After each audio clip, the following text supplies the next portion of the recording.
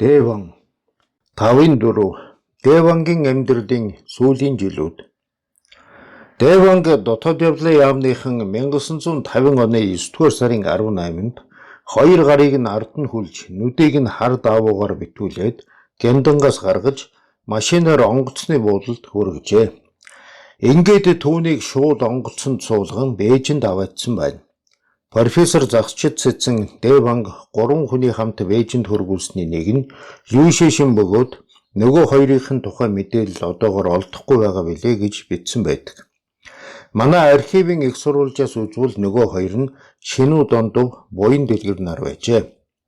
Манай зарим судлаачийн бичсэн Дэмчиг Дондоров үндэсний үзэлтэй учраас Өвөр Монголыг Хятадаас салгаж тусгаар улс болгох бодолтой байснаас Япончууд та нарыг Хятадаас салгаж Ар Монголтой чинь нийлүүлж нэгдсэн Монгол болгож өгнө гэсэн хуурамч бодлого баримтлан ятгахад нь тэр үнэмшиж Япончуудтай харилцаатай болжээ.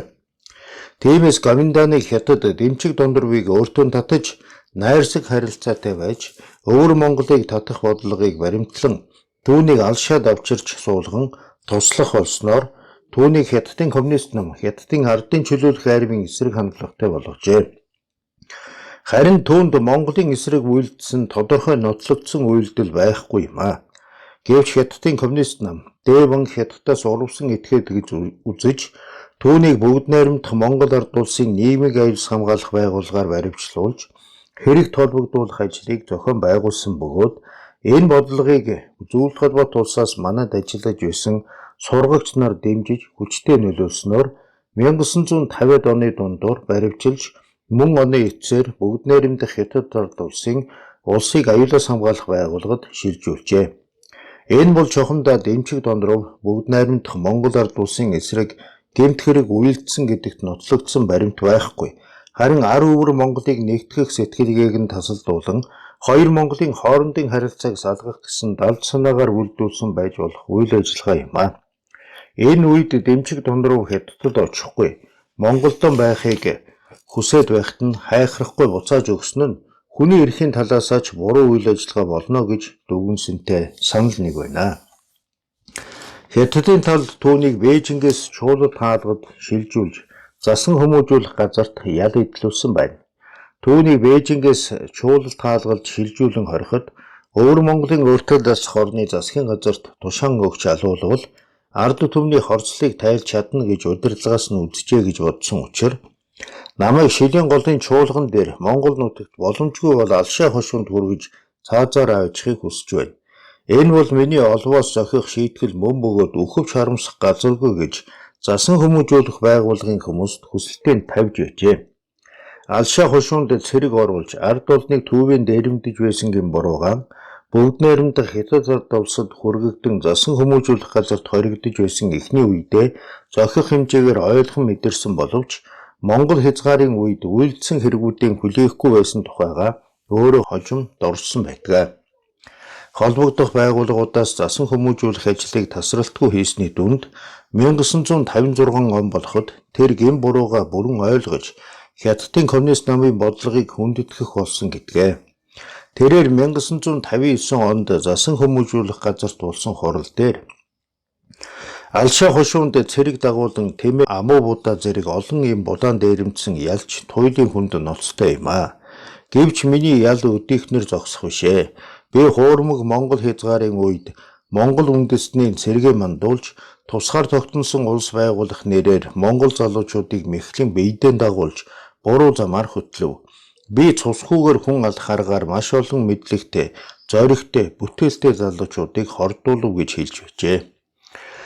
Өвөр Монголын дотоодыг хамгаалах тэнхимээс 1962 онд Очирбатыг ээжтэй хамт дуудан уулзаж аав нь элэгний хүнд өвчнөөр өвчлсөн боловч эмнүүлээд гайгүй болсон тухай яриад нам засгаас түүнийг харгалзан та нартай уулзуулж гэр бүлийнхэн нь сайн сайхан ажиллаж амьдарч байгааг мэдүүлэх бодол санаанд нь зохих хөнгөлөлт үзүүлэхийн хамт шилийн голын одоогийн хөгжсөн байдлыг та нараар яриулж сонсгох гэсэн юм а.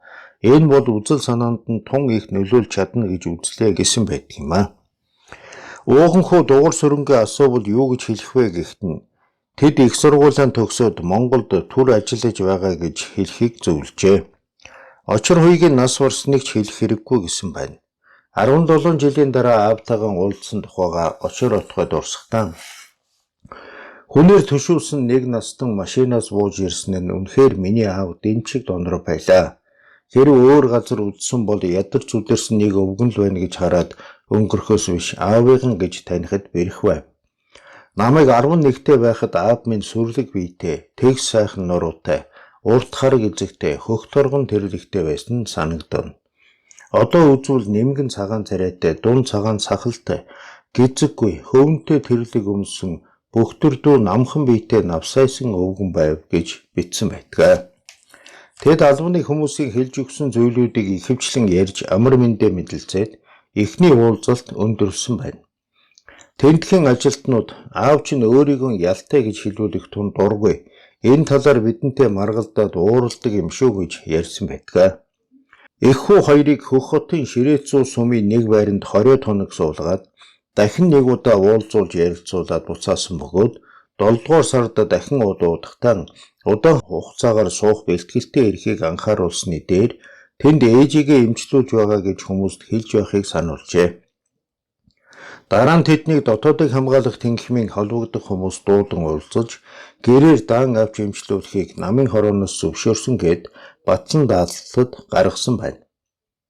Тэднийг Өвөр Монголын эмнэлгийн дээд сургуулийн харьяа эмнэлэгт хэсэг хугацаанд байлгаад 1962 оны 10 дугаар сарын 1-нд тусгай байранд оруулжээ. Дэмчиг Дондровын хоол хүнс татах тамхиг нь хүртэл дотоодыг хамгаалах тэнгисмийн 5 дугаар газраас хангаж тухайн үед хятад монгол хэлээр гарч байсан гол хэвлэлүүдийг шууд хүргэж өгдөг байжээ. Гэр бүлийн 3 инхүү хамт суух болж амьдралдаа тохиолдсон бэрхшээл зовлонгоо ярилцсан ойлголцож сэтгэл уужирсан боловч дугуйр сүрэнгээс ямар ч сураг гарахгүй байлаа. Дэван 1946 онд Бээжинд сууж байхдаа бүгд найрамдах Монгол ард улсын тусгаар тогтнолыг дундад иргэн улс хүлээн зөвшөөрсөн тухай нот бичгээ Чүнцэнд 2 дугаар сард сүрэн жав тэргүүтээ манай улсын төлөөлөгчдөд гардуулж өгсөн өдрийг бүрэн эрхэгт Монгол улс дэлхийд дахинд мэндэлсэн баяр хэмээн бэлэгдэж гизгээ авсан тухайга хүү очир баттай ярьсан байдаг. Дотоодыг хамгаалах тэнгисмийн холбогдох хүмүүс ирж уулзвал дэрэгдэнд байж юу ярьж байгааг нь сонсож байх.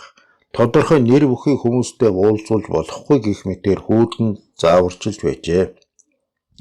Өвөр Монголын ардын дээдшүүхийн хурлын танхим 1963 оны 4 дугаар сарын 9-нд хийсэн хурлаас Дэмчиг Дондровт бүгд найрамдах хятад ард улсын дээд шүүх хорооны онц уулчлалын бичгийг гардуулан өгчээ.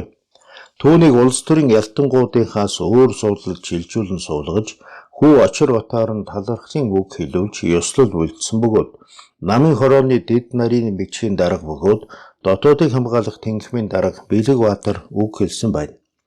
Түүнийг эхнэр хүүгийнх нь хамт дотоодыг хамгаалах тэнгисмийн холбогдох хүмүүс гэрт нь хөргөж өгөх үед тэрээр би та нарын үгийг хүлээн сонсохгүй могойдосаар энэ өдөр хүрчээ. Даанч оройтлоо доо гэж хэлсэн байна.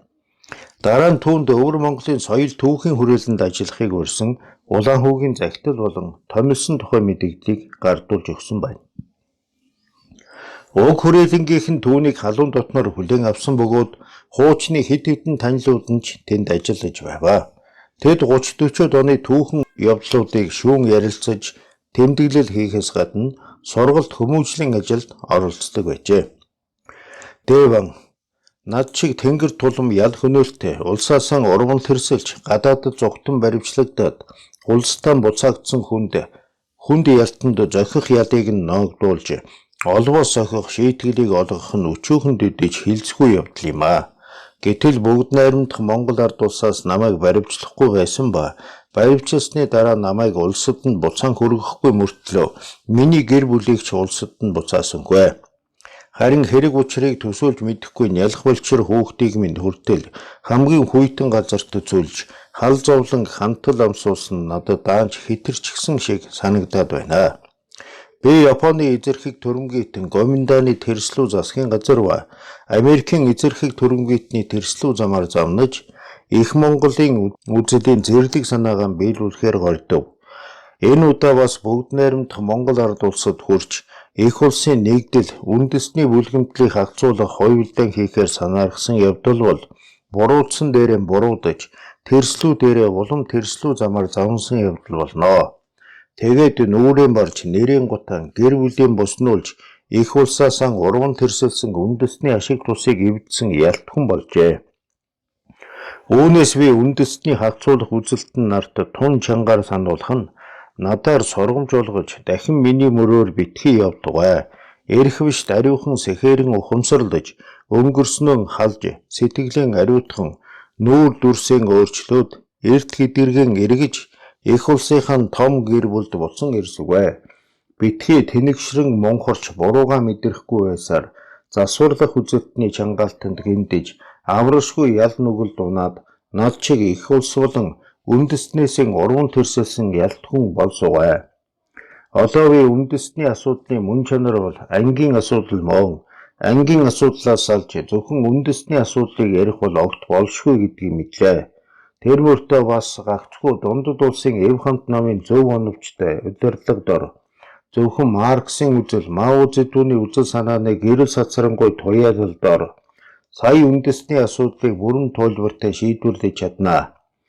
Ангийн зогсолтоос ангиж ирж засварлах үзэлтний замаар замнавал үндэсний асуудлыг яасан ч шийдвэрлэж чадахгүй юм гэдгийг таньж оллоо гэж хэлсэн тухай хятадын судлаач дурдсан байдаг.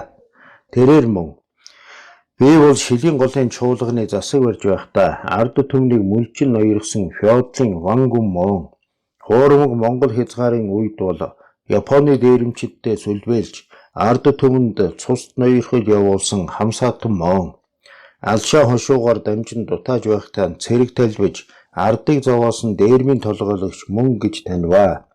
Миний хийсэн ял бол туйлын хүнд ноцтой бөгөөд тоодоод баршгүй билээ. Монгол үндэстэнд авч хэлбэл би бол нэгэн уучлж болшгүй хүнд ялтан, дунддын үндэстэнд авч хэлбэл өхөвч үл илүүдэх үндэсний шаар, улсаа хөдөлдөгч мөн. Над шиг ийм хүн эцэстээ бас нам болон ардын засгийн ордны онц уучлалыг хүртэн дахин шинэ хүн болох завшаан олсон нь үнэхээр хишиг хүртсэн явдал болно. Би баярлан талархаж, нулимс асуулан ялан таниж, мэдрэх сэтгэлийг өвөрлөн шинэ хүн болох өнөөдөрт онцгойлон миний нэг насны ил хугацаанд дах их улс төрийн ялт хөдөлгөөнөөр тархиа бодлол бодож, санаагаан цохирдол оролдож, бодитойгоор үнэн мөнөөр бичээд Монгол үндэстний ард түмэн бүх улсын ард түмэн болон надад шинэ амнаас олгосон агуу их өнгө гэрэлтэй зөв оновчтой дундад улсын эв хамт намд ялан хүлээж байна.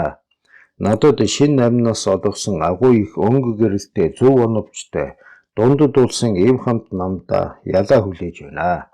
Бас үндэстнийг хагцуулж их улсаа хагцуулах санаа бодлоготой хүмүүст цайрлал болгон үлдээе гэж хэлсэн гэдгээ. Эдгээр нь тухайн үеийн үзэл сурталд тохируулан бичсэн зохиомж юм. Өвөр Монголын зарим судлаач түүнийг дэмчиг дондров бол 1933 онд Бат хаалгын өөртөө засах хөдөлгөөнийг үүсгэхээс аваад 1950 оны ихээр алшаа хошуунд Монголын өөртөө засахыг явуулаад туйлбартай сүйрэх хүртэл 17 жилийн турш Монголыг дээд хэмжээгээр өөртөө засах хэмээн оролдсон үндэсний дээрэнгүй үзэлтэн болно гэж дүгнсэн байна. Латимор 1972 онд Бээжинд очиж Жоо Энлатай уулзах үедээ үндэсний их сургууль дээр нэгэн цуглаанд оролцохдоо Дэвангийн Монгол үндэсний өмнө байгуулсан гавьяа зүтгэлийн талаар ярихад алшаа нутгийн нэгэн залуу ихэд эсэргүүцэж энэ тухай ярихыг хориглон зогсоож байсан гэдгээ. Загчид цэцэн 1982 онд Америк нэгдсэн улсын нэгэн их сургуулиас зохион байгуулсан эрдэм шинжилгээний хурал дээр Хятадын нийгмийн шинжлэх ухааны академийн ажилтан Литэд тааралджээ. Дэвангийн тухай ярилцлага хийх үеэр Ли бид түүнийг улсаасан урвсан ялт этгээд дайсантай хувилдсан Хятадын залхын хэмээн үзнэ гэж мэдэгдэж байсан нь Хятадын засгийн газрын албан ёсны байр суурь бөгөөд энэ нь өнөө хүртэл өөрчлөгдөөгүй байгаа билээ. Дэмчиг донд руу өглөө бүр цайныхын дээжийг өмнө нь тавьж нүдэн анийн завлан суугаад цаг орчим ном уншдаг. Сар бүрийн шинийг 8, 15, 25-нд зул барьж лам эдэл сан 50 ном уншдаг байваа. Тэрээр шоронд байхдаа ч ном уншиж зул барьдаг байжээ. Тэрээр шоронд хүргэгдсэн эхний үедээ өөрийг нь цаазлах учиртай гэж хатуу итгэсэн учраас цагаан хэрмээс хойш Монгол газарт хороолгох хүсэлтэд тавьж байсан бөгөөд 20 гаруй хоног хоол идэхгүй байжээ. Ингээд түүнд эмчилгээ хийж эхэлсэн учраас хороохгүй юм болов уу гэж бодоод хоол идэж эхэлсэн байна. Тэрээр 1957 онд Өвөр Монголын өртгөн засах орны тэргүүлэгч Улаанхүйд захидал бичиж уйгурчин бичгийг шинэ Монгол үсгээр солихон зохисгүй гэсэн саналаа илэрхийлж байжээ. Дэмчиг дон руу хоригдож байхдаа Монгол манж хятад хэлний харьцуулсан тойл бичиж дотоодыг хамгаалах тэнхмээр дамжуулан Өвөр Монголын хэл бичиг судлах газарт хөргүүлэн саналыг нь авч байсан бөгөөд суллагдсныхаа дараа ярианы хэлэнд тохируулж дахин хянаж засварлах шаардлагатай гэж үзээд манай улсын багшийн дээд сургуулийн хэл түүхийн ангийг төгссөн хүү галсан чигмдээрээ тусалцуулах хүсэлт тавьсан байна. Хүрээлэнгийн удирдлага Монголын холбоот өөртөө засах засгийн газрын сурган хүмүүжлийн газарт ажиллаж байсан бөгөөд түүний нарийн бичээчдийн нэг байсан төвшинг түүнд тусалцуулахаар томилон ажилласан байна. Тэр хоёр бараг өдөр бүр хамт сууж Өвөр Монголын 30-40 оны байдлыг шүүн ярилцаж дэмчиг дундравын ярьсныг төвшин тэмдэглэн авах байдлаар 3 жил ажиллан түүхийн чухал ач холбогдол бүхий материал бэлтгэж соёл түүхийн хүрээлэнд шилжүүлсэн байна. Тэрээр мөн Ван гүнгүүдийн шарах ёсон гэсэн нэртэй ёс заншлын тухай танилцуулга бичгийн хамт дээр дурдсан толь бичгээч засч цаг алдахгүй хичээн өдөр шөнөгүй сууж шамдан ажиллаж байваа. Гэтэл энэ муудаж эхэлсэн тул Өвөр Монголын эмнэлгийн дээд сургуулийн харийн амлыг твтэж шинжилгээ хийлгэхэд өвчин хүндэрч илэгний хорт авдар болсон байжээ. Түүнийг эхнэр хүүхдүүд нь асарч байсан бөгөөд насан ууд болоход нь хүү очир батн ээжийнхээ хамт байв. Эцсийн мөчөд хэлэх үгийг нь бичиж ав гэж хүүдээ хэлээд нам засаг намайг урт хугацаанд хүлцэнгүүгээр сурган хүмүүжүүлж хүмүүнлэг үзлээр асран эмчлүүлж харгалзсан хийгээд онц уучлал хүртээн улас үндэстнийхэн төлөө ажиллах тохиол олгосонд би баярлаж талархнаа. Гэвч миний өвчин одоо эргэлтгүй болжээ. Хоошид үндэстэндээ хиймээр ажиллаа хийж амжихгүй болов гэд гарын үсгээ арай ядан зурсан гэдгээ. Тэрээр 1966 оны 5 дугаар сарын 23-ны өглөө таал төгссөн байна. Түүний шарилыг 26-ны өдөр Хөх хотод чандарлаж гашуудлын ёслол үйлдэхэд Өвөр Монголын соёл түүх судлах хүрээлэнгийнхэн болон Лившишин төвшин зэрэг хүмүүс хүү очир бот очир сахиа нар нь оролцжээ. Хүүхдүүд нь түүний гэрээс ёсоор төрсөн нутагт нь оршуулахаар төлөвлөж байсан боловч боломж олдоогүй тул Хөх хотын оршуулгын газарт чандрыг нэг жилийн хугацаагаар хадгалуулах болжээ. Соёлын хувьсгалын үед улаан хамгаалагчид оршуулгын газарт байсан баяд нүйдийн чандрыг устгахад тентхийн нэг ажилтан түүний чандрыг нуун авч үлдсэнийг хүү очир батн гэртийн хадгалж байгаад 1976 онд Шулан Хөх хошууны нутагт шилжүүлж дараа нь 1990 оны 10 дугаар сард баруун сүнэт хошууны дүүрэн үлзий сумын нутаг Алтан овооны ингэрт дээдсийн нонгоны дэргэд оршуулсан байна. 1990 оны 10 дугаар сард баруун сүнэт хошууны дүүрэн үлзий сумын нутаг Алтан овооны ингэрт дээдсийн нонгоны дэргэд оршуулсан байна. 5-5 Гэр бүлийнхний хувь тавилан. Дэвангийн гэр бүлийнхнийг нутагт нь буцаах тухай шийдвэрийг дотоод явдлын яамны холбогдох албан тушаалтнууд 1953 оны хавар гэрт нь ирж мэдэгдэхэд их эренцэн цоо. Би Монголд 4 хүүтэйгээ ирсэн. Дугар сүрэн галсан жигмэд 2 хүү минь хаана юу хийж байна вэ? Би нутаг орондоо очиод 2 хүүгэн яажглаа гэж хэлэх вэ? Миний хүүхдүүдийг авчирж өгөхгүй бол би эндээс явахгүй. Хэрв та бүхэн алвдан явуулна гэвэл би туулгоолын гүүрнээс үсэрч амиа хордно гэсэн байна. Гэтэл тэд 2 хүүг нь нутагтаа буцчихсан гэж хэлжээ. Маргааш оройн ачааны 2 тэргэнд эд хогчлыг нь ачиж тэднийг дээр нь суулгаад Улаанбаатараас шөнө гарч явсаар чой болсон хотод иржээ. Тэднийг дотоод явдлын яамны Дорнод аймаг дэх хилцсэн хашаанд барьсан 2 гэрт 20 гаруй хоног байлгаад мөн нэг шөнө 2 тэргээр хил дээр очиж Хөлбөмбөр аймгийн Чин Варга баруун хошууны нутаг дахь Хөлийн бомтоор Хятадын талд шилжүүлж өгсөн байна. Хятадын тал хөлийн заставлаа тэдэнд зориулсан дайлал хийж эх орондоо эргэж ирсэнд нь баяр хүргэж өгсөн байна.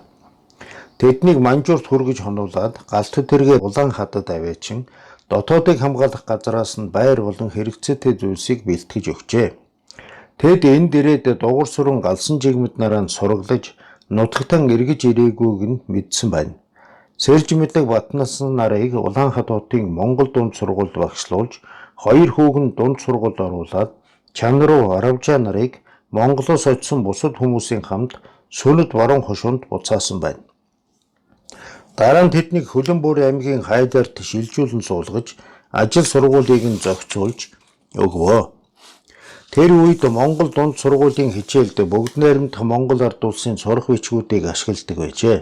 Дотоод явдлын яамнаас 1954 оны 10 дугаар сард тогтох зэрэг 224 хүнийг бүгд найрамдах Хятад ард улсад шилжүүлэн өгчээ. Бүгд найрамдах Монгол ард улсын цэрэг ба нийгмийг аюулаас хамгаалах яамны Бата тэргүүтээ төлөөлөгчд 1955 онд бүгд найрамдах Хятад ард улсын нийгмийг аюулаас хамгаалах яамны урилгаар Хятадд аялжлах үеэр өвөр Монгол 119 хүнийг шилжүүлэн өгөхөөр тохирсон байна. Тэдний дотор тагнуулын хэрэгээр шийтгэгдээд ял эдэлж дуусаагүй ялтан 90, Дэмчиг Дондорвын гэр бүлийнхэн 15, Худрангагийн дээрэмчдээс 7 хүн багтжээ гэж дурдсан байдаг. Галсан жигмэдийг 1954 оны намар бүгд найрамдах Монгол ард улсаас өвөр Монголын дотоодыг хамгаалах тэнхимд шилжүүлэхэд хэргийг нь хянан үзээд ялгүй хэмээн суллаж 1956 оноос Хөх хотын үндэсний 2 дугаар багшийн сургуульд багшлуулжээ. Галсан жигмэд 1960-аас 1964 онд Баяннуур, Шилийн гол аймагуудын багшийн сургуульд багшлаад Шулуун Хөх хошуунд шилжин 1974 он хүртэл ажиллажээ. Түүнийг 1983 онд Уг хошууны улс төрийн зөвлөгөөний дэд даргаар дэвшүүлсэн байна. Галсан жигмэд өвөр Монголын ардын төлөөлөгчдийн их хурлын төлөөлөгчөөр сонгогдож байлаа. Мөн Монгол бүхийн талаар судалгаа хийж ном хэвлүүлсэн нь тун чухал бүтээл болсон гэж үнэлэгджээ.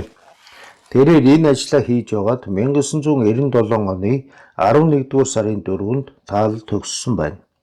Очирбот дунд сургуулиа төгссөн боловч түүнийг гаралмуу өссөн шалтгаанаар дээд сургуульд оруулсангүй тул Хөлбөмбөрийн дуу бүжгийн бүлгэмд ажилд орох гэсэнд мөн зөвшөөрсөнгүй. Тэрээр Шилийн голдон очиж малчин болохоор шийдсэн боловч захирлан сургуультай ажиллуулж болохгүй юм гэжээ. Гэтэл Дэвангийн гэр бүлийнхнийг 1957 онд Шилийн хот руу нүүлгсэн байна. Очирбот ах галсан жигмэттэйгэн уулзахаар Хөх хотод очоод өвөр Монголын урлагийн сургуульд шалгалт өгч тэнцсэн тул тэндээ суралцваа. Тэрээр энэ сургуулиа 1959 онд төгсгөөд жүжигийн чуулганд хөгжимчнөр ажиллаж эхлэв.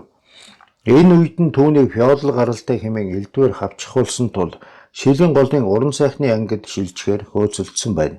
Гэтэл дүү Очир хуйг нь нас орж галсан жигмэд Баяннуур аймагт шилжин ажиллах болсон тул ээж болон бэр сэрж мэдэг түүний хүүхдүүдийг харж хандах хөнгөө болвоо.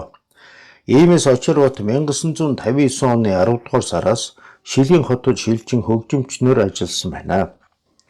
Гэтэл түүнийг аймгийн захиргаанаас нутагт нь буцааж үйлдвэрлэлд ажиллуул гэсэн шийдвэр өгсөн гэд ажлаас нь халжээ. Түүний гэр бүл болохоор тохиролцсон бүсгүйг мөн гарал муутай гэсэн шалтгаанаар салгасан байна. Тэр үед ээж Эренцэн цоо эгч Батнасан бэргэн сэрж мэдгэн хүүхдүүдийнхээ хамт Шилийн хотод байваа. Түүнийг ялалт нэгдлийн ялалт бригадын гишүүн болгосон тул хадлан бэлтгэх, морин тэргээр нүүрс өвс зөөх зэрэг ажил хийж байлаа. Гэтэл 1962 оны хавар түүнийг Шилийн гол аймгийн соёл сурган хүмүүжлийн товчооноос дуудаж хуучин ажилд нь оруулахаар ярьж байтал өвөр Монголын өртөн засах орны дотоодыг хамгаалах тэнхимээс эцэгтэй нь уулзуулахаар дуулсан тул Хөх хотод очжээ. Тэрээр эцгээ нас барах хүртэл Хөх хотод ажил хийж байваа. Соёлын хувьсгалын үед ээжийнхэн хамт Хөх хотод сууж байсан хүү Очирботын орон гэрийг нэгжин түүвэж эхэлсэн тул аавынхаа тойрвсон Монгол Хятад манж хэлний харьцуулсан тойлыг дотоодыг хамгаалах тэнхимийн 5 дугаар газарт хадгалуулсан бөгөөд хожим нь буцааж авах гэхэд олдохгүй байна гэд өгөөгүй гэдгээ. Ээж эгч хоёр нь улаан хамгаалагчдаас айж гэртээ байсан бурхны хүргүүд болон төвд ном судар кирилл бичгтэй номууд хуучны гэрэл зургуудыг бүгдийг шатаасан байжээ. Удалгүй эгч нь шилийн гол руугаан болцов. Тэдний сууж байсан байшинг хураан авт нэг өрөөтэй байшин олгосон байна. Тэндээ багтахгүй болсон тул хөх хотын нэхэмлийн үйлдвэрт ажиллаж байсан дүү очир сахиа нь тусдаа гарч амьдрах болвоо. Гэтэл үйлдвэрийн улаан хамгаалагч бүлгээс 1968 онд очир сахиаг шилийн гол руу хөөж явуулахар шийдсэн тул аргагүй болцжээ. Очир сахиа нь тэнд очиод удалгүй цэл залуугаараа учир битүүлгээр нас барж хүүхдүүд нь өнчрөн үлдэв. Ээжийг нь мөн улаан хамгаалагчид шулуун хөх хушуунд сууж байсан ах галсан жигмэдэнд нь хүргэж өгсөн байна. Сэтгэл санааны олон хүнд дарамтанд байсан их эренцэн цон дараа жилийн ихээр нас барлаа. Соёлын хувьсгалын үед ажилласаа халагдсан сэтгэл санаа аж амьдралдаа хүнд цохилт амсаад байсан охин Батнас нь ээж дүү хоёрын тухай сонсоод тархинд нь цус хоровсны улмаас 1969 оны 8 дугаар сард мөн нас барсан байна. Иймхүү ганцхан жилийн хугацаанд эдний халуун ам бүлийн 3 хүн нас орж 2 хүн л үлдвэ. Очир хотыг 1968 оны 11 дугаар сарын 30-нд үндэстний хагцуулагч этгээд гэж үзээд үхрийн пинд хорж байцаан зодож нүдэж эхэлвэ. Түүнийг 6 сар хоригтон Монголын тагнуул Өвөр ардын намын гишүүн улсаасан урвсан ялтан үндэстний хагцуулагч этгээд ил ажиллагаатай хувьсгалыг эсэргүүцэж гих зэрэг олон хэрэг хүлээхээр шөнийн 10 цагаас өглөөний 5 цаг хүртэл байцааж суран бус цахилгааны эрчилж томсон утсаар ороолгох, бээлийдээ төмөр хийж байгаа зодох, хурууныхаа завсарт тавтай зүү хавчуулж алгадах, хатуу ултай гутлаар өшөглөх, төмөр шилээвлэр чичих, нарийн хулсаар шавхуурлах зэргээр тамлаж байваа. Иймээс түүний бие муудаж үхэхийн даваан дээр эмнэлэгт хүргэгдэн ам мултарсан байна. Тэрээр Хятадын коммунист намын 9 дугаар их хурлын үеэр суллагдаж гэртээ ирэхэд түүний сууж байсан байшинд нэгжлэг хийж битүүмжилсэн байжээ. Очир бат соёлын хувьсгалын дараа Өвөр Монголын урлагийн байгууллагуудад хөгжмийн мэргэжлэрийн ажиллаж амьдралын хүнд бэрх зовлон туулах явцдаа зүрхний хүнд өвчтэй болсон тул 1978 онд Бээжинд мис засал хийлгсэн нь амжилттай болов. Ингээд 1980 оны сүүлээс Өвөр Монголын урлагийн дээд сургуульд ажиллаж байгаад 1994 оны 9 дугаар сард 60 настайдаа тэтгэвртэй гарсан байна.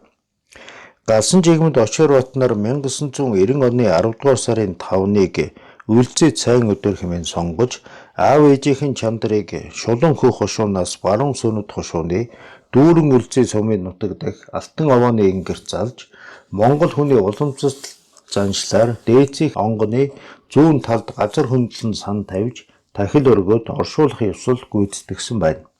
Энэ ёслолд тэдний зарим төрөл төрөсөд оролцжээ. Дэвангийн гэр бүлийнхэн дугур сүрэнгийн тухай бодиттой сураг чимээ сонссонгүй байсаар 80-ад оны сүүлч хүрсэн байна. 60-ад оны үеэр хүмүүсийн дунд дугур сүрэн Монголд том дарга болсон гин. Хөдөө жолоочийн ажил хийж байгаад өвөл тэрэг нь эвдэж хөлдөж өгсөн гин. Дугур сүрэн хар тэнгис цэвэрлэгийн газарт явуулсан гин гих зэрэг яриа гарч байсан тул гэр бүлийнхэн нь түүнтэй уулзах найдвар нь тасраагүй л байжээ. Очир утгай манай улсаас хүргэгдээд 36 жилийн дараа буюу 1989 оны 7 дугаар сард Улаанбаатарт ирэхдээ ахыхаа цаазлагдсан тухай анх удаа сонссон байна. Дараа жил нь улс төрийн хэрэгт хэлмэгдэхсдийг цагаатгах комист ахыхаа талаар өргөдөл бичиж ирүүлжээ. Тэрээр 1991 онд гэргийн хамт Улаанбаатарт ирж энэ асуудлыг хөөцөлдөхт нь ах дугур сүрэнг нь 1952 онд Японы тагнуулын хэрэгээр баривчлан хилсээр цаазалсан бөгөөд уг хэргийг холбогдох байгууллагууд дахин хянаж үзээд цагаатгуулахаар улсын дээд шүүхэд шилжүүлсэн байв. Дээд шүүхэн хариуг хүлээж байхдаа 2 дахь ах галсан чимэдийг нь мөн цуурх гэгдэх улс төрийн хэрэгт холбогдуулан хэлмэгдүүлсэнийг шалгаж өгөх хүсэл тавьжээ. Ингэж байтал 1991 оны 11 дугаар сард улсын дээд шүүхийн цэргийн коллегийн 10 дугаар сарын 5-ны өдрийн 154 дугаар тогтоолоор ах дугур сүрэнг нь улс төрийн гэмт хэрэгт холбогдлгүй болохыг тогтоон цагаатгсан тухай үнэмлэх олгосон байна. Улсын дээд шүүхийн мөн оны 12 дугаар сарын 18-ны 195 дугаар тогтоолоор галсан жигмэдийг бас цагаатгаж үнэмлэх болгожээ. Дугур сүрэн галсан жигмэд нарын хил сэргийг Монгол улсын дээд шүүхээс инхүү цагаатгсан бөгөөд тэдний тухай ардын эрх сонинд 1997 онд нийтэлж нэр төрийг нь сэргээсэн тухай олон төвөнд мэдээлсэн байна. Намын шинэ хүчний дээд сургуулийг 1947 онд Дугуйжав, Дугур сүрэн, Сайн цогт, Соёлжав, Манлай зэрэг 8 хүнийг төгсгөөд Өвөр Монголд буцаах гэтэл маршал чай болсон болгоомжилж Дугур сүрэн одоо буцаавал аюулд учирч мэдэх тул дахин сургуульд оруул гэж Монгол улсын их сургуулийн захирал байсан Ширэн дэвт үүрэг өгч байсан тухай баримт байдаг. Очир Батбай эцэг Дэмчиг Дондорвыг Монгол улсад авчрах нууц төлөвлөгөөтэй ажиллагаанд анх Дугур сүрэн албадлага буюу арга мэхээр ашигласан нь одоо идэх болсон. Иймээс Монгол улсын дотоод яамныхын тухайн үед тэдний улс төрийн голч бос говьвч бодлогын ажиллагаанд хожим илэрч илчлэгдэхээс имэж амьд гэрчийг үгүйсгэхийн тулд ахад минь хэлц хэрэг тулган цаалгалсан байна хэмээн би боддгоо гэж бичсэн байдаг юм аа. Японы судлаач Мори Хисио 1992 онд Дугур сүрэнгийн хуур насан үлзээтэй баруун үзэмчин хошуунд уулзаж байжээ. Очир Батбай соёл боловсролын салбарт олон жил ажиллахдаа шагнал урамшлыг удаадараа хүртэж байсны дээр ажлын зав чөлөөгөөр нь Толстой, Даймбаа инх Арман болон 13 хүлгийн дуулал, сэтгэлийн дэнс, хувбор, азарганы дуул зэрэг 10 зохиолыг кирилл үсгээс монгол бичигт буулган нийтлүүлсэн хүн билээ. Японоос 1993 оны хавар Кимура гэгч хүн өөрийгөө монгол хүн төдийгүй түүний дүү болно хэмээн Очир Батбайг сургалж ирэхэд нь ахтайхан зөвлөө түүнийг дүүгээ гэж хүлээн зөвшөөрөөгүй байна. Гэтэл Өвөр Монголын өөртөө засах орны гадаад хэрэг эрхлэх газраас үүнийг нь үнэн бололтой гэд хүлээн зөвшөөрчих гэж ятгсан тул түүнтэй танилцсан бөгөөд Кимура ноосн нэхэмлийн үйлдвэрт хөрөнгө оруулан ах トゥ хоёрыг хөхөт болон шилийн голд байгуулсан төлөөлөгчийн газартаа зөвлөхөөр ажиллуулахаар болжээ. Гэтэл энэ ажил нь бүтэлтэй юм болоогүй бөгөөд Кимуранч ирэхэн болов. Өвөр Монголд 1945 оноос өмнө байсан Япон хүмүүс болон тэдний үр хүүхдүүдээс бүрдсэн жуулчны хэсэг хөхөт шилийн голоор аялахтаа ах トゥ хоёрыг урин уулзаж холбоо тогтоосон байна. Тэдний зарим нь 1997 онд дахин ирж Сүмдийн талаар аялж Дэвангийн ордны үлдэгдлийг үзэж онгонд нь очиж хүндэтгэл үзүүлсэн байна. Очир Батбай 1998 оны 10 дугаар сард Япончуудын урилгаар Токиод очиход парламентын дарга нь хүлээн авч уулзсан бөгөөд Япон Монголын найрамдлын нийгэмлэг болон олон нийтийн хэд хэдэн байгууллагаар орж аавын зөвлөхөөр ажиллаж байсан 92 настай Накажиматай уулзсан байна. Түүнийг мөн Осака хотод зочлуулж тэнд ажиллаж сурч буй монголчуудтай уулзуулж олон газраар явуулжээ. Очир Батбай Хөх хотод гэргий охин Зээ хүүгийнхээ хамт сууж байгаад 2008 оны 100 таал төгссөн юм аа. Дүгнэлт 20 дугаар зууны 30-аас 50-аад онд Өвөр Монголын баруун хэсэгт Монгол үндэстнийн цэргээ мандуулж Монгол улс байгуулах зорилго тавин өрнөсөн үндэсний эрх чөлөөний хөдөлгөөний гол удирдагч Дэвангийн нийгэм улс төрийн үйл ажиллагааны байдлыг холбогдох сурвалж бичиг судалгааны бүтээлүүдэд тулгуурлаж тухайн бүс нутагт өрнөж байсан олон улсын үйл явдлуудтай холбон судалж үзээд дараах дүгнэлтүүдийг тоомлон хийж байна. 1. Дэмчиг Дондоров Чингис хааны алтан ургийн угсаа залгамжилсан Ван Намжил Ванчгийн ганц хүү юм аа. Бага наснаасаа сүнэд баруун хошууны засаг ноёны тушаалыг залгамжлах болсон түүнийг Вангийн ордонд тусгайлан сургаж олон талын эрдэм боловсролыг олгосон тул Монгол үндэстнийхээ төлөө тэмцэх үүргийг үнцгийг ухамсарласан мэдлэг чадвар сайтай, өөртөө итгэлтэй, томоохон сэхэтэн болж төлөвшсөн байна.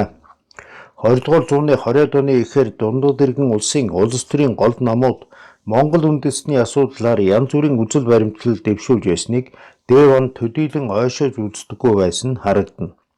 Тэрээр Өвөр Монголд байгуулагдаж байсан улс төрийн аль ч намд элсэж байсангүй. Харин энэ үеэр хошуундаа сургууль, эмнэлэг, үйлдвэр байгуулж цэргийн хүчээ нэмэгдүүлэн хуучны хоцрогдлыг арилгахын төлөө тэмцэж, үндэстнийн цэргээ мандуулах үзэл санааг дэвшүүлсэн нь олонний анхаарлыг татаж, өвөр Монголдо ихэд нэрд гарсан байна. Энэ үеэр Дэван цахар мужийн гишүүнээр томилогдож, улс төрд идэвхтэй оролцох болсон бөгөөд монголчуудын асуудлаа өөрсдөө шийдвэрлэх эрхийн төлөө тэмцэж эхэлсэн нь ард олны, ялангуяа Сэхэтэн залуусын дэмжлэгийг олж, нэр нөлөө нь ихээхэн дээшилж, улмаар монголчуудын асуудлыг хариуцах гол хүнээр тодрон, Гоминданы эрх баригчид болон Япончуудын анхаарлыг татах болжээ. Япончууд 1931-ээс 1932 онд зүүн хойд Хятадыг түрэмгийлэх үедээ өвөр Монголыг дундад иргэн улсаас салгаж, Нармай Монгол улсыг байгуулахад туслах гэдгээр монголчуудыг өөртөө татах бодлого явуулж эхлэв.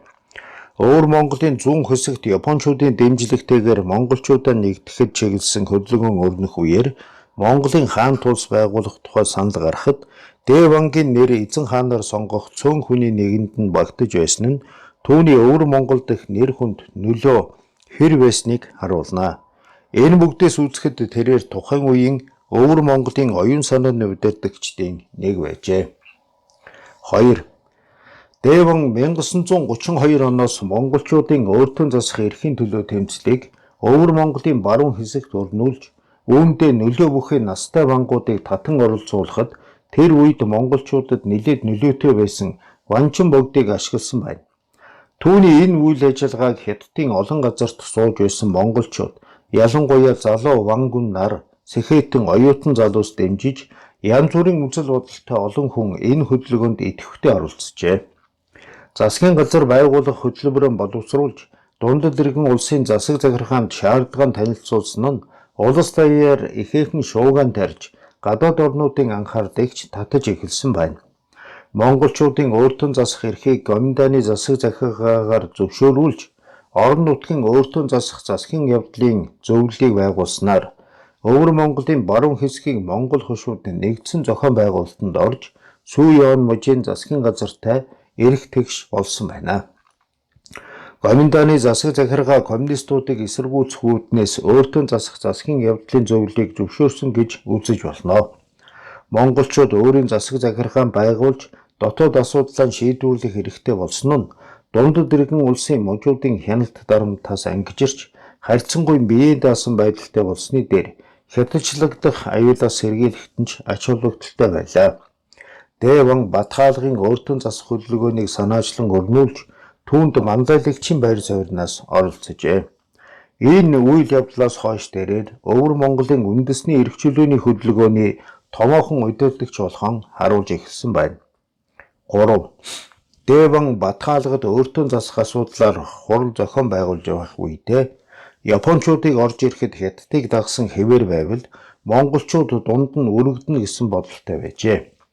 Мөн Япончуудыг эсэргүүцээд амжилт олохгүй гэдгийг ойлгож, тэдний хүчийг ашиглах талаарч бодож эхэлж байв.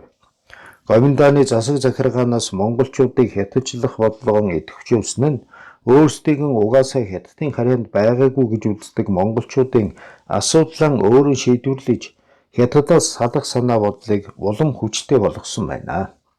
Япончууд тэдний Хятадын эсрэг үзэл санаа болон бие дан оршин тогтнох ирмэлзлийг ашиглан Монгол улсаа байгуулж өгнө гэдгээр өөртөө татаж, нутаг дэвсгэрийг нь дайны түшиц газар болгохоор эртнээс төлөвлөж байжээ.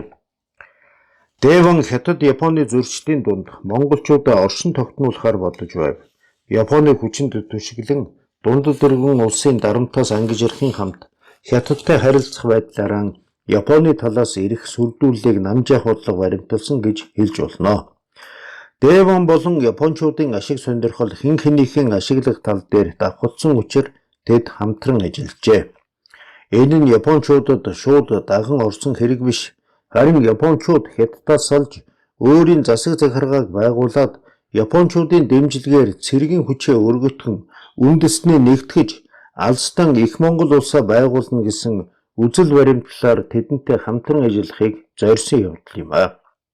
Дэван нарын Япончуудтай хамтран ажиллах болсон нь монголчуудаа аврахын тулд аргагүй эрхэнд хийсэн алхам гэж үзэж болно. Тэд Япончуудын ашиг сонирхлыг ч сайн ойлгож байсан. Гоминданы засгийн газар Бат хаалгын Монголын явдлын зөвлөлийг санхүүжүүлэх болсон нь Дэвон нарын Японтой хамтрахад мөн түлхэц болсон байна. 4. Дэвон нар зөвлөлт холбоот улс болон бүгд найрамдах Монгол ард улсыг коммунист засаглалтай учир түшгэлэх аргагүй гэж үзэж байснаар барахгүй. Улааны үзэл суртал өвөр Монголд нэвтрэхээс ихэд болгоомжилж байжээ. Тэдэнд коммунизмын эсрэг үзэл санаа бүрэлдэн тогтоход Дэлав хотогт болон бүгд найрамдах Монгол ард улсаас өвөр Монголд оргож очсон хүмүүс их нөлөөлсөн харагддаг.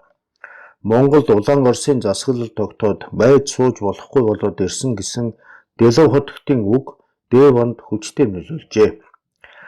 Дэлав хотогт Дэвонтай олон жил ойр дотн явж, түүний өрнүүлсэн олон том үйл хэрэгүүдэд нь гар бие оролцож, дараа нь Америкт хувийн төлөөлөгч нь гэсэн итгэмжилттэй гарсан байна. Өөртөө засах хөдөлгөөнийг анх сэдэж өрнүүлэхэд түүний үг маш их түлхэц болсон гэж Дэвон дурдсан байдаг. Иймээс тэдний харилцааны асуудлыг наривчлан судлах шаардлагатай гэж үзнэ.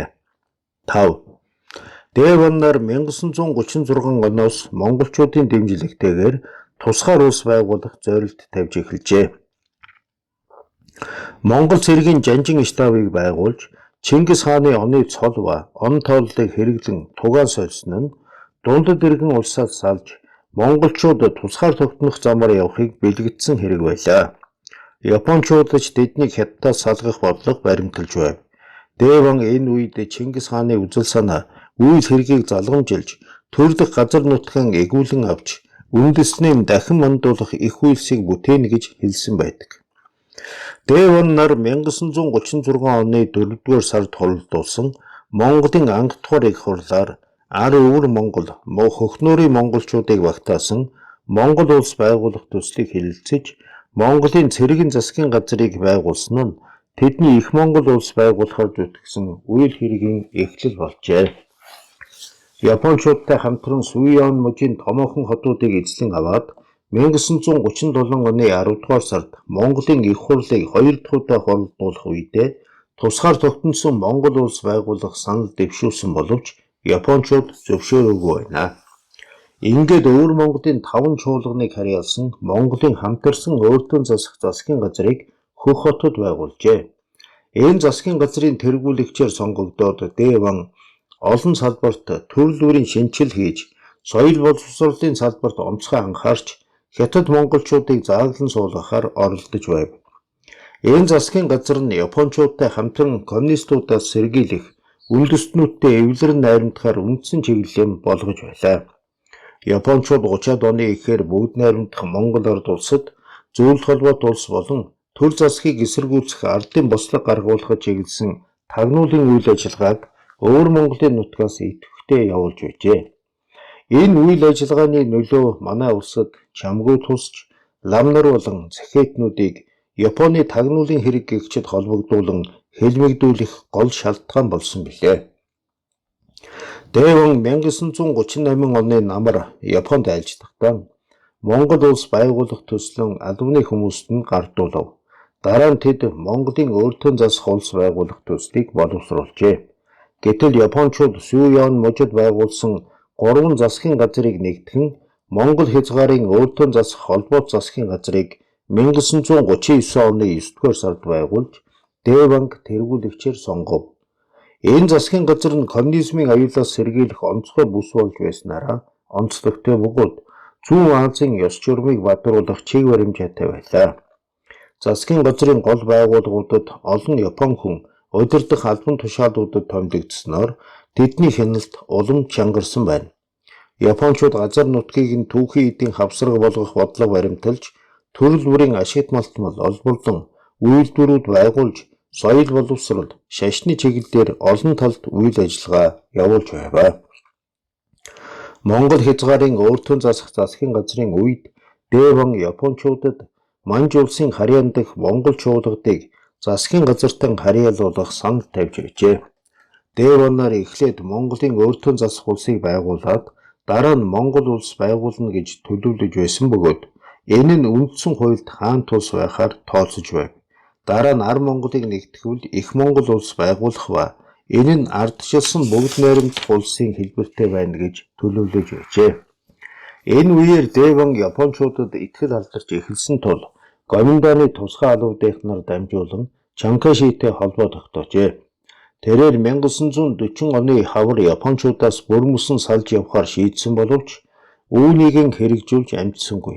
Япончууд Дэван Лишүшин нарын Чанкашитэй холбоо барьсныг мэдсэн боловч тэднийг ашиглах шаардлага нь хэвээр байсан тул уучлсан байна. Дэван 1941 оны 2 дугаар сард Японд альцдахдаа Монгол улс байгуулах бас нэг төслийг өргөн барьжээ. Тэрээр альч засгийн үед Монгол улс байгуулах зорилгон ямагт тэргүүн зэрэгт тавьж Японы удирдах хүрээнийхэнд төслүүдээ танилцуулж уйггүй хөөцөлдөж байсан боловч Япончууд Ар Монголыг эзэлж аваад нэгдсэн Монгол улс байгуулахад чинь туслан хэмээн аргацааж байлаа. 6. Дэлхийн дахны байдлын өөрчлөлтөөс шалтгаалan Япончуудын шууд оролцоотойгоор Монгол хязгаарын өөртөө засах холбоо засгийн газрыг 1941 оны 8 дугаар сард Монголын өөртөө засах улс болгон тунхаглаж Дэванг тэргүүлэгчээр нь сонгов. Энэ үеэс монголчуудад бие даасан улсаа байгуулах итгэл найдвар төрж нилээд урам зоригтой ажиллаж байсан гэдгээ. Байгуулсан бүх засгийн газрынхаа мөрийн хөтөлбөр дүрм журмуудыг өөрсдөө боловсруулан монголчуудын их хурлуудаар хэлэлцүүлж байсан нь ардчлал хамтын удирдлагын зарчмыг баримталж байсны нотлогоо юм. Япончууд Монголын өөртөө засах улсаар Хятадын баруун хойд хэсгийг довтлох түшиц газраа болгохоор төлөвлөж цэргийн хүч татан ирүүлж тохиромжтой газруудад байрлуулсан байна. Монголын өөртөө засах улсын бүх шатны байгууллагуудад Япончуудын эрх мэдэл ноёрхож тэдний оролцоогүйгээр ямар ч үйл ажиллагаа явагдах боломжгүй байжээ. Япончууд Монгол хязгаарыг колоничлох бодлого явуулж эдийн засгийг нь бүрэн хянаж эндээс төрөл бүрийн түүхийн эдийг ихээр олборлож олон үйлдвэр байгуулжээ. Япончууд монголчуудын өөртөө засах улсад элчин сайдын яам, консулын газруудыг байгуулж ажиллуулсан бөгөөд Монголын өөртөө засах улсаас Японд сууж байсан төлөөлөгчийн газар нь гадаадын дипломат байгууллагын хэмжээнд ажиллаж байлаа. Япончууд Монголын өөртөө засах улсын хошуу Сианаас дээшх нэгжүүдэд тагнуулын байгууллага ажиллуулж мэдээлэл цуглуулахаас гадна цэрэг цагдаагийн их хүч байрлуулж орон нутагт залхаан цэрлүүлэх ажиллагаа явуулж байжээ. Үүнээс гадна иргэний маш олон байгууллага төрөл бүрийн үйл ажиллагаа явуулж байлаа.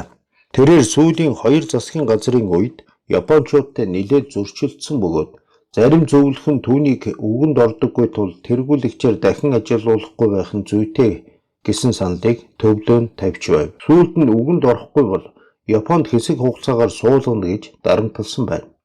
Тэрч бүхэл Монгол хязгаарын засгийн газрын үед Японы цэргийнхэн Дэванг хороохон хайж байсан тухай яриач гарсан байна. Энэ үгдээс харахад Япончуудтай нэлээд зөрчилдөх болсон нь тодорхой. Тэд Япончууд ялагдсны дараа Монголын өөртөө засах улсаа хамтран байгуулахаар зүүн Монголын нөлөө бүхий хүмүүстэй тохиролцсон байна. 7. Чөлөөлөх дайны үеэр Дэванг Японд ирж болохыг хуурай замын цэргийн яамнаас мэдэгдсэн боловч тэрээр энэ саналыг хүлээж аваагүй байна. Монгол зөвлөлтийн цэргийнхэнтэй холбоо барихыг оролдсон боловч бүтсэнгүй. Тэрээр дундад иргэн улсын засгийн газарт Өвөр Монголын асуудлыг шийдвэрлэх тухай саналаа өргөн мэдүүлж дээд хэмжээгээр өөртөө засах бэлтгэл комисс байгуулахыг шаардсан боловч үүнийг нь дараа шийдэх асуудал гэд хүлээж аваагүй байна. Гоминдааны эрх баригчид Японтай хамтран ажиллаж байсан монголчуудад уучлал үзүүлсэн нь тэднийг Өвөр Монголд коммунистуудын эсрэг ашиглахаар шийдсэнтэй холбоотой юм. Чанкаши зарим хамтран зүтгэгчдийг нь Өвөр Монголд ажиллуулахаар томилон явуулжээ. Дэванг Бээжинд суулгахаар шийдвэрлсэн түүнийг дахин өөртөө засах хөдөлгөөн өрнүүлэхээс болгоомжлсны дээр бүгд найрамдах Монгол ард улсын нөлөөнөөс ангид байхыг эрмэлзсэн хэрэг юм а. Чөлөөлөгдсөний дараа Өвөр Монголын олон чуулган хошууд бүгд найрамдах Монгол ард улстай нэгдэх хүсэлтийн илэрхийлэн төлөөлөгчдөд томилон ирүүлж байв. Энэ үед Өвөр Монголын асуудлыг хэрхэн шийдвэрлэх талаар Хятад дахь улс төрийн гол намууд өөр өөрийн үзэл баримтлалыг дэвшүүлж монголчуудад өөртөө засах буюу тусгаар тогтнох эрх олгохын амлаж байлаа. Үзэл бодлын зөрөлдөөнөөс Өвөр Монголын олон газарт ширүүн тэмцэл өрнөж байв. Хятадын коммунист намын зохион байгуулсан Өвөр Монголын баруун хэсгийн ардын төлөөлөгчдийн нэгдсэн их хурал 1947 оны 4 сард болж Өвөр Монголын өөртөө засгийн газрыг байгуулав. Чөлөөлөх тайны үеэр Монгол үндэстнээ нэгтгэх бүгд найрамдах Монгол ард улс болон Өвөр Монголын ард түмний хүсэл эрмэлзэл их гүрнүүдийн бодлогын золиос болон замхарсан билээ. Хятад дэх монголчуудын олон жилийн тэмцлийн үр дүнд Өвөр Монголд өөртөө засах засгийн газар байгуулагдаж түүнийг коммунистууд толгойлох болов. 8. Бээжинд байсан Дэван нар монголчуудын ирээдүйг зөвхөн Хятадын коммунист намд даатгаж болохгүй гэж үзээд өөр гарцуудыг хайх хэрэгтэй гэж тохиролцжээ. Тэд улаан хүүгийн тэргүүлсэн Өвөр Монголын өөртөө засах засгийн газар үндэсний асуудлыг монголчуудад ашигтайгаар шийдвэрлэж чадна гэдэгт итгэхгүй байв.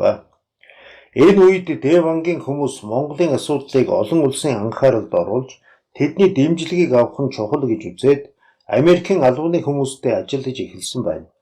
Япон бууж өгсөний дараа Америкчууд дундад иргэн улсын чөлөөлөгдсөн орионд коммунист засаг тогтохоос сэргийлэх зорилгоор Гоминданы засаг захиргааг идэвхтэй дэмжиж байв. Америкийн тусгай албаныхан Дэвантай холбоо тогтоосны дээр дипломатууд уулзаж түүнийг Монголыг төлөөлөх гол хүн гэж үзэн хэмээн илэрхийлж тусламж дэмжлэг үзүүлэхээр амлаж байлаа. Дэван нар Америкчуудын дэмжлэгээр Өвөр Монголыг нэгтгэн их Монгол улсаа байгуулах ба үүнээс өмнө Өвөр Монголоо нэгтгэн тогтнуулж авах нь зүйтэй гэсэн бодлоор өөртөө засах хөдөлгөөнөө үргэлжлүүлэхээр шийдсэн байна. Америкчууд коммунистуудын эсрэг тэмцэлд тэднийг ашиглахыг зорьсон нь тодорхой. Монголчуудыг Оросын нөлөөнд оруулахгүй тулд Сэхэтэн залуус Америкчуудын дэмжлэгээр Монгол залуучуудын холбоо зэрэг байгууллагуудыг байгуулан ажиллуулж Дэван тэднийг дэмжиж байв. 9. Дэван Хятадын альч нам Монгол үндэстний асуудлыг монголчуудад ашигтайгаар шийдвэрлэж чадахгүй гэж үзжээ. Гоминданыхан Дэванг мөн коммунистуудын эсрэг тэмцэлдэн ашиглах зорилгоор 1949 оны эхээр Бээжингээс Нанжинд аваадсан байна. Тэд Дэванг удирдах албан тушаал томилох гэж удаадаар оролдсон боловч тэр Гоминданы албанд томилогдвол үндэстнийхэн төлөө зүтгэж байгаа монголчуудын итгэлийг гэж үзээд хүлээн зөвшөөрөөгүй байна. Энэ нь түүний Гоминданд үйлчлэхгүй зөвхөн монголчуудын төлөө ажиллана гэсэн хатуу бодолтой байсныг гэрчив. Тэрээр өөртөө засах хөдөлгөөнөө баруун Монголд өрнүүлэхээр шийдсэнийг Гоминданы засаг захиргаа Өвөр Монголд коммунистуудыг эсэргүүцэх түшид газартай байх гэсэн үүднээс зөвшөөрсөн байна. Дэван нар коммунист дэглэмийг эсэргүүцсэн монголчуудыг алшаа хушуун цуглуулж Монголын төлөөлөгчдийн их хурлыг хуралдуулав. Энэ ажиллагааг Америкчуудад дэмжиж байлаа. Их хурлаас Монголын өөртөө засах хуулийг баталж Өвөр Монголын өөртөө засах засгийн газрыг байгуулав. Гэвч алшаад байгуулсан энэ засгийн газар нь тодорхой үйл ажиллагаа явуулж чадсангүй. Дэван нар коммунистуудыг эсэргүүцэж баруун тийш гарсан монголчуудаас бүрдсэн цэрэгтэй байсан боловч Хятадын ардын чөлөөлөх айрамд шахагдан алшаагийн хойд хэсэгт шилжин байрлаж бүгд найрамдах Монгол ард улсын хилдэд тулж ирэв. Энэ үед засгийн газрын зарим удирдах хүмүүс нь Тайвань, Америкийн нэгдсэн улсад явж нэг хэсэг нь Хятадын коммунист намын талд орсон байна. Дэван засгийн газрынхаа нэрийн өмнөөс төлөөлөгч томилон Мао Цзэдунд захидал илгээж Өвөр Монголыг нэгтгэх энэ засгийн газраа хүлээн зөвшөөрүүлэх монголчуудыг мужуудын захиргаанаас гаргах зэрэг шаардлагуудыг тавьсан байна. Хятадын коммунистууд Дэванг ард түмний талд буцаж ирвэл урдын ялыг тооцохгүйгээд түүнийг өөрийн ирж уулзахыг санал болгожээ. Дэван урд нь Япончуудтай хамтран ажилласан одоо ч Гоминдантай харилцаж байгаа тул коммунистууд түүнийг хэрхэвч уулзлахгүй гэж үзэж байсан учраас энэ саналыг хүлээж авсангүй. Тэрээр коммунистуудтай эцсээ хүртэл тэмцэнэ гэдгээ ойр дотны хүмүүстэй ярьдаг байжээ. Хамтран зүтгэгчдийн олонх нь баруун тийш явж тэмцлэн үргэлжлүүлэх бодолтой байсан учраас Дэван цэргийн авч алсаа хушууны хойд хэсэгт очсон байна. 10. Бүгд найрамдах Монгол ард улсын дотоод явдлын яам Дэванг 30-аад оны эхнээс байнга суулгаж түүний явуулж байсан бүх үйл ажиллагааг нарийн мэдэж байснаар зогсохгүй. 1949 оноос түүнийг нутагтан ирүүлэх төлөвлөгөөтэй ажиллаж байв. Энэ ажиллагаанд түүний хүү болон хамтран зүтгэж байсан зарим хүмүүсийг ашиглаж байжээ. Түүнийг маршал Чойволсон өөртөө чухал асуудал зөвшөлцгөөр урьж байна хэмээн мэхэлж авчирсан байдаг. Дэвон бүгд найрамдах Монгол ард улсад эрэхтэн монголчуудаа нэгтгэх асуудлаар Чойволсонгийн дэмжлэгийг авч тэмцлээ цаашид үргэлжлүүлэх болно гэсэн итгэлтэй байжээ. Тэрээр Монгол зөвлөлтийн албаны хүмүүстэй уулзахдаа зорж ирсэн ажлаа дуусгаад өөр Монголдон буцаж үндэснийхэн ажлыг үргэлжлүүлэх бодолтойгоо хэлж Хятадын коммунист нам өөрт нь дарамт учруулвал эсэргүүцэл үзүүлнэ гэжээ. Дэвон монголчуудын асуудлыг олон улсын хэмжээнд гаргаж тавихдаа Америк нэгдсэн улсаас дэмжлэг авахыг зорьсон нь зөвлөлт холбоот улс бүгд найрамдах Хятад ард улсын ашиг сонирхолд нийцээгүй нь тодорхой. Тэрээр ар өвөр Монголыг нэгтгэх үйл хэргийн төлөө зүтгэхийн тууштай илэрхийлж байв. Иймээс их Монголын үзэл санааг газар ахуулгүй дарах зорилгоор зөвлөлт холбоот улсын шууд оролцоотойгоор Дэвон болон түүний зарим хамтран зүтгэгчдийг бүгд найрамдах Монгол ард улсад ирүүлж баривчилжээ. Дэвонг Чойволсонд уулзуулаагүй нь хоёр Монголыг нэгтгэх талаар тэдний байр суурь адил байсантай холбоотой. Дэвонг манай улсад ирүүлж баривчилсан нь зөвлөлт холбоот улсын шахалтаар нутаг буцаасан нь бүгд найрамдах Хятад ард улсын шаардлагаар хийгдсэн байна.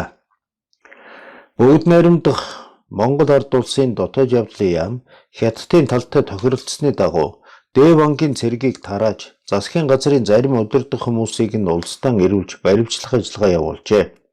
Тэд засгийн газрын гишүүдээсээ хэдэн хүнийг хоёр улсын хил дээр ирж өөртөө нь ажил хэрэгээ зөвшөлдсөхийг хүссэн агуулгатай захидлыг Дэвонгаар бичүүлснээ уг ажилд ашигласан байна.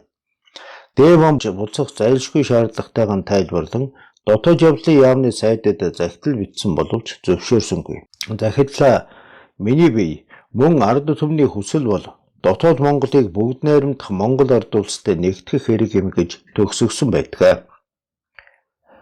Чойволсон зөвлөлт холбоот улсын дэмжлэгээр өвөр Монголыг манай улсад нэгтгэх хүсэлтэй байсан бол Дэвон эхлээд Япончуудын дараа нь Америкчуудын тусалцаатайгаар хоёр Монголыг нэгтгэн их Монгол улс байгуулахаар бодож байжээ. Дэвон энэ асуудлыг мөн Америкчуудын дэмжлэгээр нэгдсэн үндэсний байгууллагад тавьж шийдвэрлүүлэх талаар бодож хөөцөлдөж байлаа. Үндэсний нэгтгэх нь монголчуудын үе үеийнхний эрхэм дээд хүсэл байсан юм а.